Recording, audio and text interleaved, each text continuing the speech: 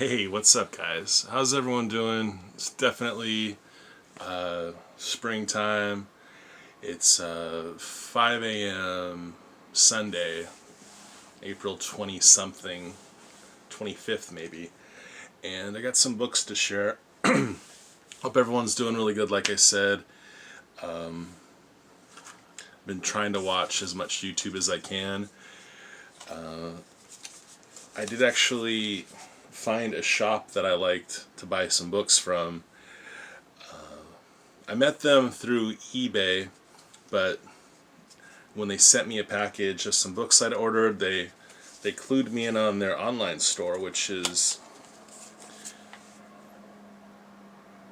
jforlisacomics.com. Sent me this cool card. And if you go on that site, they have better inventory than they have on eBay. I believe they were formerly known as Granny's Comics, but they're now jforlisacomics.com, and along with the card they send this little voucher. It's really nothing, but if you go to their store and you uppercase welcome in the redemption code, you get 20% off. It says it's good for your first order of $10 or more in their web store, but when I got my order directly from their web store, they sent me another one of these. So I don't know if it's anytime you want to buy some books off them, it's 10% off.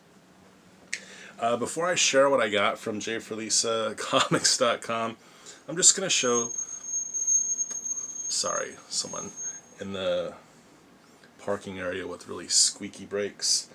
I'm just going to show some light reading. I find after a night shift, before winding down, I'm compelled to look at my phone and burn my eyes out, getting sleepy, looking at the glow of eBay, YouTube, or whatever it might be. So I actually picked up some books.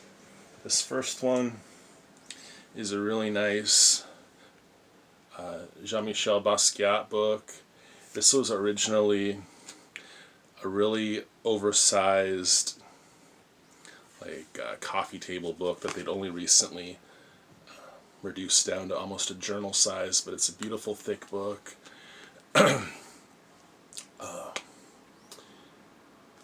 It's from a company called Taschen, and it's the 40th anniversary of, I believe, that publishing house, 1980. The official name of the book is Jean-Michel Basquiat and the Art of Storytelling. But I've had books of Jean-Michel's art before. Some nice pictures of the man working. But this one's far superior. And I like to look at some of this art before going to bed. There's not a lot of reading, but there's some supplementary descriptions of the pieces. If you're looking for a good documentary and you like to watch, kind of like stuff about 80s hip-hop culture, there's a really good documentary directed by Tamara Davis, and it's called Radiant Child. Be careful, because YouTube will sell you the documentary on Jean-Michel to watch for $4, but someone has had it uploaded for a while. It's about 90 minutes, and it's just a really cool New York story. Jean-Michel, along with Frank Frazetta, my two favorite fine artists, painters, actually both from New York. So there's a lot of cool books of his out right now, but I think that one's about $17 on Amazon. And I've read some people say that theirs have arrived damaged, but this one came really nice. Also from Amazon, I got this is quite different. I've actually finished reading this. Raleigh Jefferson's Awesome Friendly Spooky Stories. This is Rowley, Greg Heffley of Diary of a Wimpy Kid's best friend, and he wrote a horror anthology book. and it's about 15 different stories. And Rowley is so different from Greg that so some of the stories, what constitute as terror and a frightening story, it's hilarious sometimes. So I don't know. Some of you, might have this book lying around. If you have young ones in the house, that's just a really funny book. It's Rowley's second book. His first one was a full-blown sword and sorcery kind of just sweeping story that he writes, and they're all written from the perspective of the characters. So the last book, I just started this one. I read the foreword and then the introduction. Actually, I have it like this right now just because I'm reading it, and I took the slipcover off because typically I take them off when I'm reading. But this is Me and Mr. Cigar by Gibby Haynes, and it's his first book, his first novel fiction. He's 63 now, but he's the wild man leader, frontman of the Butthole Surfers. So here's the cover. It's actually two slipcases because I got my brother's here as well. But it's a really cool book so far, and it's just some light reading I've been enjoying. I had to see what the guy would come up with. I've loved their music for so long, and onto the books, onto the comic books. So that's just kind of what I've been enjoying. So from Jay for Lisa, not that I have any prospects or interests in their web store, but I think they're good, and they've been sending stuff really nicely bag and boarded, like new bag and boards, no labels, no tags, no old information on them, just really clean books. And I got most of these from them over the last 2 weeks, and some of them I've read, some of them I haven't, but I'll just get into them. This is / Annual 2010. That's a Tim Seeley cover.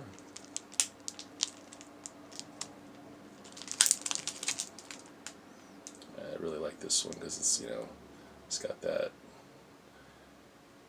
horror poster vibe of a film. So that one.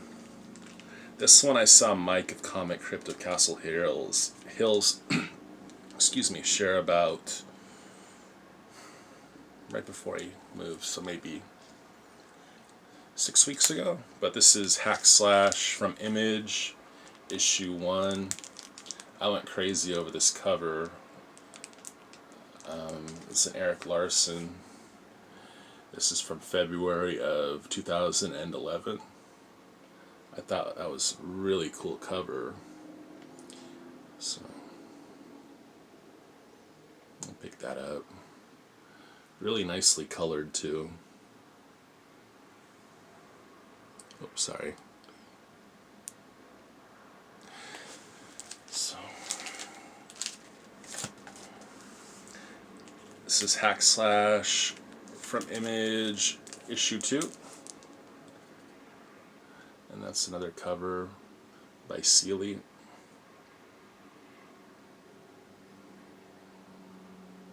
I've really come to appreciate Cassie Hack very much.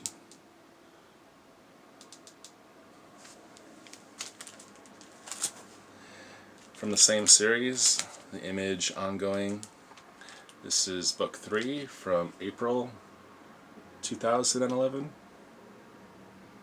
Again by Seeley. I've met Seeley at a PowerCon, the convention that celebrates Masters of the Universe, and He's very much a fan.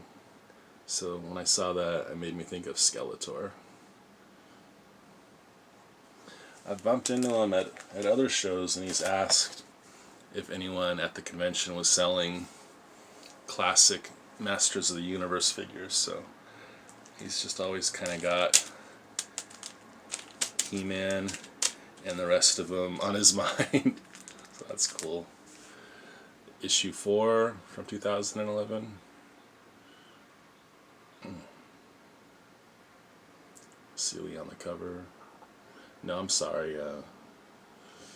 I'm pretty sure it's Sealy, but maybe Daniel Leister assisted. Try to give credit where credit's due. Okay, so issue 5. Really, really cool Jenny Frison cover. Really beautiful.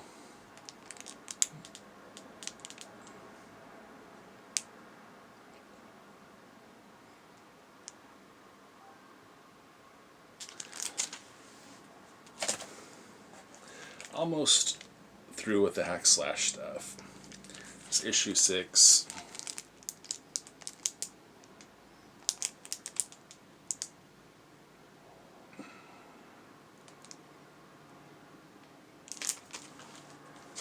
And I think one more. Yeah. This is from a one-shot called Me Without You. It's from January of 2011.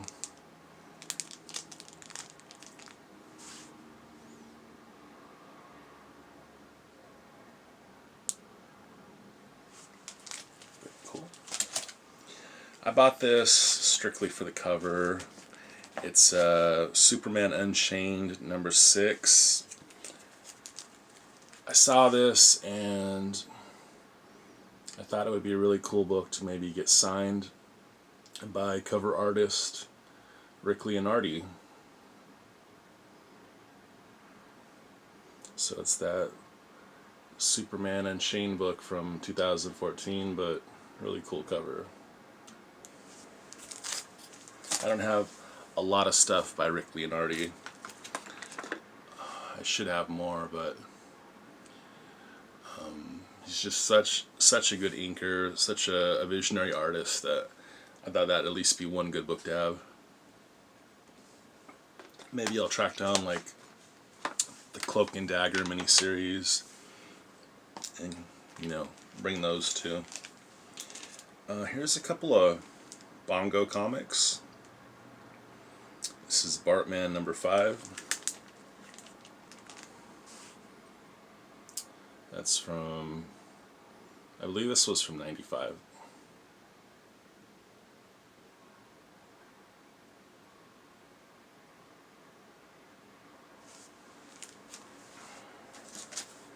Here's Radioactive Man. This is actually issue 6, but in the sort of reverse legacy of the universe which this book is plucked out of. This would be book 106 from 1963, when in actuality it was published in 02. Sorry for the reflection. I'm trying to zero it in the sweet spot. Yeah. Anyway. I was going to cover this one up, but it kind of already sort of covers itself up with these what appear to be light, bright, glow-in-the-dark pegs.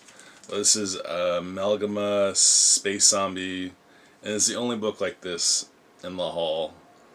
There won't be any other Risk covers, but this one actually I don't even know if I would call a Risk cover, because this is not really anatomy of our universe. It's from August of 2020.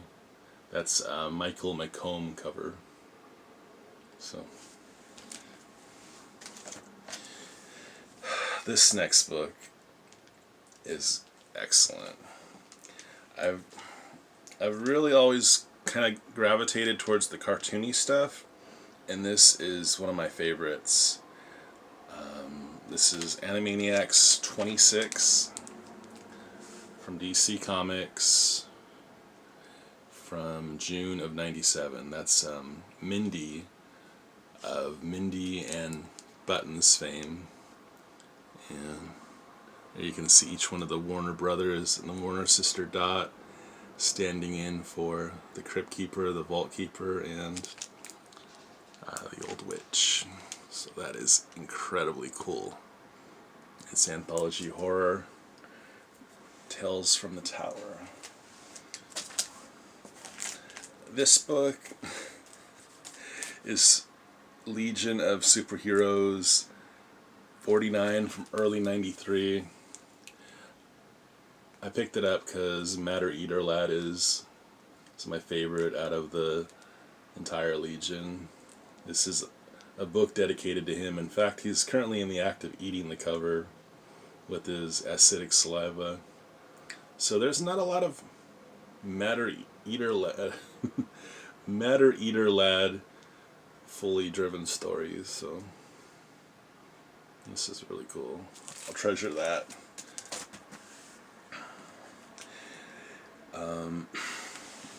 So I always tell PGH Zombie that Kelly Jones was one of my favorites to meet, and I thought, wow, this would be a great book to bring to him. There's really nothing you could bring to an artist that they haven't signed before. Sometimes you can show them something they haven't seen in a while, and I thought this would be a really cool one. So this is The Adventures of Bayou Billy, inspired from by the NES game from the 80s. This came out, well, this is issue 5 of 1990, the month of June. Okay, this is cool, because the interior art is Amanda Conner, really early Amanda Conner, but the cover is Kelly Jones doing an Archie book. So I just thought this book had so much going for it. That cover is such classic Kelly Jones, and I'd never seen it before.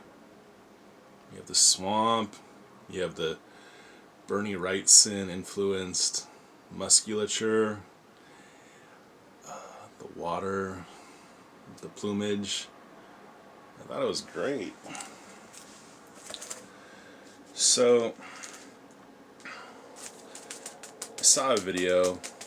It was actually recommended to me, a video of my own from about 5 years ago when I shared my collection of Mario Golli's Ant books. And this is from the Image series, which is currently going to get kind of relaunched, and they're going to pick up where they left off with book 12 in a couple of months. But this is from 16 years ago, and little old 2005.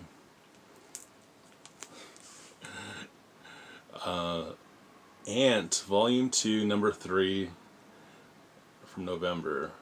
Mario Golli doing the cover, and this is the Spawn lap dance cover. And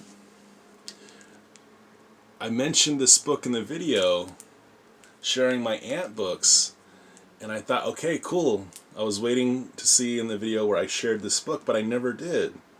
And I realized I didn't have it, I was just talking about it. So this is damn cool. And I thought, man, Spawn is just more famous than ever. Let me go ahead and pick up this book. So, also Mario Golli. I don't know how I don't have any of these caveman books. You would think they'd be, kind of right up my alley, but this is the only one I got. And I picked it up for the Mario Golli cover. I really like this artist. I like his story. I like his character Ant a lot, but this is a Cave Woman Riptide cover he did for Basement Comics from July of 2019. Here's a Red Sonja, She-Devil with a Sword 26, another cover pickup in hopes of a future signature, David Mack from 2007. Here's an artist that I'm a huge fan of, but I'm not really trying to meet this this particular creator.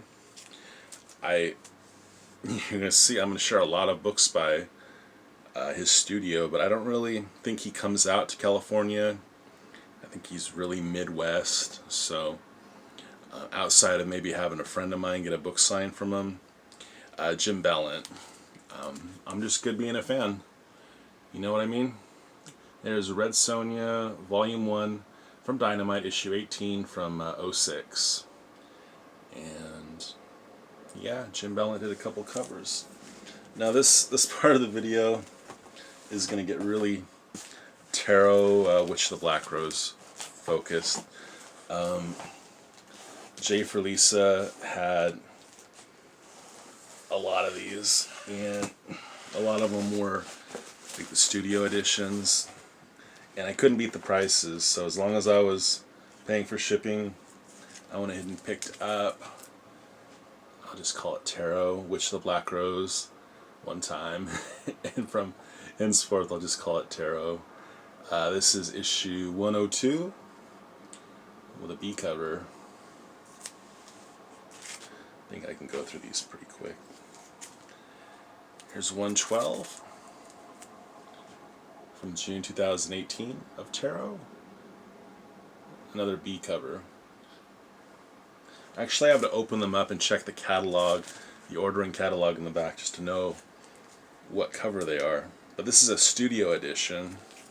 I didn't have any of these. You have to order these directly from Broadsword Comics. Here's the studio edition for Tarot 115 from June of 2019. It's a sketch cover. Thigh bone collects to the knee bone. And I don't know. I know they all connect. But yeah, pretty nice. Like I said, I love the man's art, but it's just that content nature I have where, like when I was a kid, I was a Jim Ballant fan, and I didn't pursue meeting any artists. I remember going to cons, and I couldn't be bothered with meeting artists. I just wanted to look at comics, and I guess that's just really carried over. It'd be nice to meet him, but it wouldn't really be that much of a drive to get one of these books signed. Anyway, 116, that's cover A from May of 2019. Oh, here's a beautiful one. Here's a studio edition. I thought this one was great. 117 of Tarot, studio cover. So you gotta order these directly from the creator. From July of 2019. That is a quintessential Tarot cover. I believe these are relatively in order. So Tarot 121 from March of 2020. I was doing better with the Mylars than I was with these polys. Here's a B cover. See, they sent them in pretty nice. I mean, they didn't send them in Mylars, but they sent them in pretty nice polys. They're not all wrinkled or anything. I went a little nuts on these because these are really hard to find. So they made it really difficult to get issue 123. They made it where 123 was connected or collected. It keeps tripping me up. Connected and collected. 122 and 123 were collected in a trade, and that's the only way you can get issue 123. This is from August of 2020, and these are really scarce. And J for Lisa had not only cover A, which I doubled down on, but from the same month, same issue, same everything, this square bound Tarot 122 and 123 trade for cover A. So I really honestly thought that I was just gonna have a a gap in my collection because I didn't think I was going to get 123, but they have these. And most of these that I saw for sale were either in the UK or even further away. I think tarot is kind of big in Germany. Here's issue 124 of Tarot. This is from October 2020. That's 124A. Picking it up. 124B. It's a whole other different type of big cat. Anyway, this is a Christmas book. This was kind of hard to find. I only got cover A of issue 125 from December of 2020, the Xmas special. I always find that these film like buttons, I can't really describe why. I think it's the coloring. It doesn't read on camera. Anyway, the final book, Tarot 126, cover A, from February of 2021. So cool. Yeah, I got to share what I'm reading and what comics I'm collecting. I got a bunch of stuff that's coming in this week. Like, I got way carried away. I was buying more Bongo comics.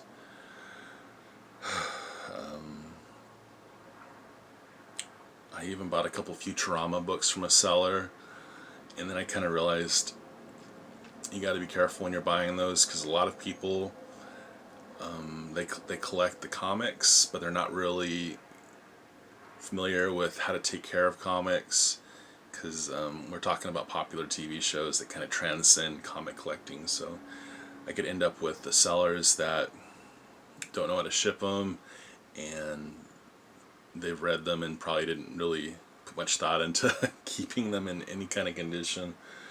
So anyway, yeah, that's what I wanted to share. I think the video is long enough. So sorry. I just thought I'd throw in those books in the beginning, so that's why it's well over 20 minutes. Thanks for watching, and yeah, I mean, again, if you want to check out that shop, just use this code, and I promise you I've been pretty happy with them. I mean, I can't back up their play going forward, but I can tell you that what I bought from them I've been pretty happy with. So, alright, everyone have a great spring. I'll try to record a video in the next 3 weeks. I have so much stuff on back order, and Action Lab Comics is in such utter disarray since Mendoza left. That stuff that was supposed to be out 2 months ago, I don't even know if it's going to come out in the summer because they're struggling. They should have showed Dan the Man some respect when they had him, because they have really no contenders in their bullpen. They're just putting out the book with his character, and it's just the spark that made that book so good. It's just out, but I still like the covers, so I've been getting them. And when I finally get them, I'll record a video for it. So there might be a little drought, but I promise you, I'm reading books. I'm trying to stay well, and I hope the same for you guys. Okay, thank you.